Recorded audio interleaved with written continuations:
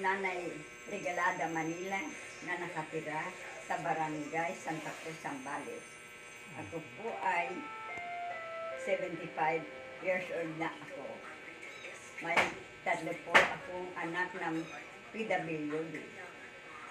Si Melinda, si Alicia, at si Imelda. Ito si Imelda, Manila.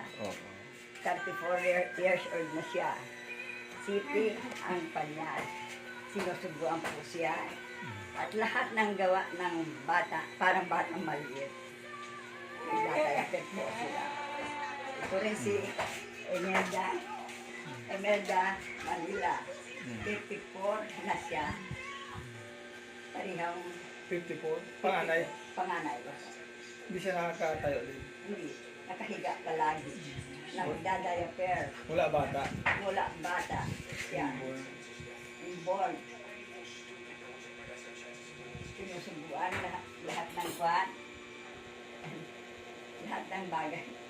Nagdadayaper. Hindi ko nakakatayo, no? Yung isa nakakatayo? Parehas. Pag ganyan-ganyan siya. Yeah po. Tagilid. Hindi nakakapagsalita. Hindi na nakakapagsalita. Pero nakakaintindi. Opo. Marunong silang intindi. Nanonood po silang intindi kasi. Ano po ang gusto niyo bang humingi ng tulong? Opo. Manawagan po kayo, nanay.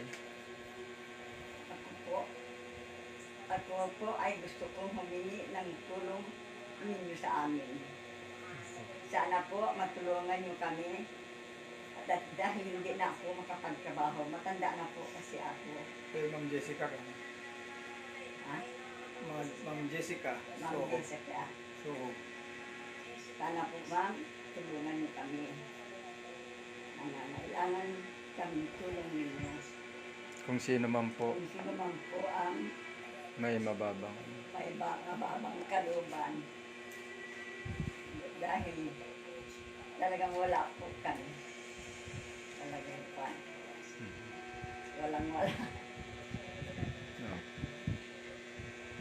Sana po tulungan mo kami. ito si Melinda. Melinda. Melinda Manila. Siya si Imelda. Imelda. Bonso. Okay.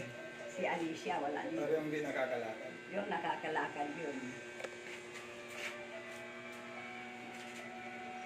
Yan na palagi, nakatiyaya na lang. Sige po, nanay, tayo po'y magbaka sakali kay Ma'am Jessica kung meron pong maawa sa atin, sa inyong pamilya. At may magagandang kalooban po dyan sa ating bansa at sa buong mundo po na makakapanood nito. Naway kaawaan niyo po sila. Sila ay mga kapuspalad at ang Diyos na lang po ang inaasahan nila.